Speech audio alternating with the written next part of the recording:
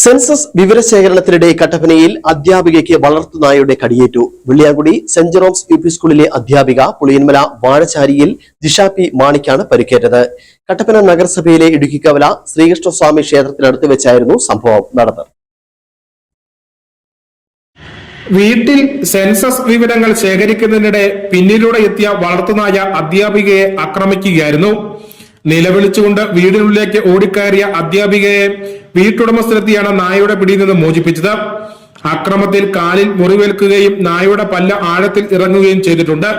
തുടർന്ന് കട്ടപ്പന താലൂക്ക് ആശുപത്രിയിൽ ചികിത്സ തേടിയ അധ്യാപികയോട് ഡോക്ടർമാർ വിശ്രമം നിർദ്ദേശിച്ചിരിക്കുകയാണ്. വീട്ടില് സെൻസസിന് പോയപ്പോ അവിടുത്തെ പട്ടി കടിച്ചതാണ്. വീടിന്റെ വാതിക്കൽ നിന്നപ്പോഴേ പട്ടി കൂട്ടിയിൽ ചാടി വന്ന് കാലിന്റെ പുറയിലായിട്ടാണ് കടിച്ചത്.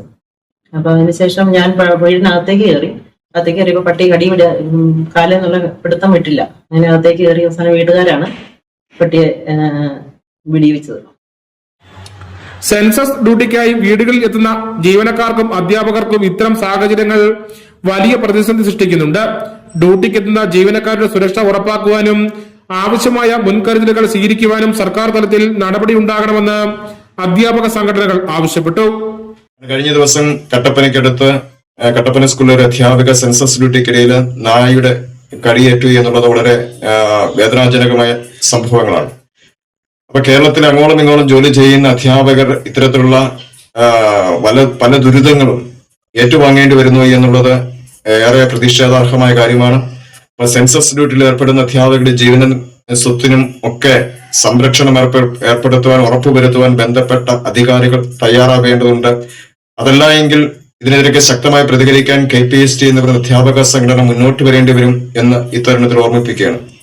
കേരളത്തിലെ അധ്യാപകരുടെയും ജീവനക്കാരുടെയും ജോലിഭാരം വർദ്ധിപ്പിക്കുകയും അവരുടെ ജീവനും സുരക്ഷിതത്വം ഉറപ്പുവരുത്താതിരിക്കുകയും ചെയ്യുന്ന നിലപാടുകളുമായിട്ട് മുന്നോട്ട് പോയ KPST എന്ന് പറയുന്ന അധ്യാപക സംഘടന തീർച്ചയായിട്ടും അധ്യാപകരോടൊപ്പം ചേർന്ന് നിന്നുകൊണ്ട് ജീവനക്കാരോടൊപ്പം ചേർന്ന് നിന്നുകൊണ്ട് അവരുടെ അവകാശങ്ങൾക്ക് വേണ്ടിയുള്ള പോരാട്ടത്തിൽ വളരെ ശക്തമായ നിലപാടുകൾ എടുക്കേണ്ടി വരും എന്ന്, അതുകൊണ്ട് ഈ അധ്യാപകരെയും ജീവനക്കാരെയും സംരക്ഷിക്കുന്ന ഒരു നിലപാടിലേക്ക് ബന്ധപ്പെട്ടവർ കടന്നു വരണമെന്ന് ഈ അവസരത്തിൽ.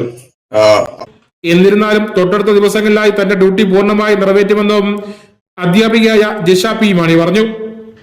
Idukki vision news, Kattappana.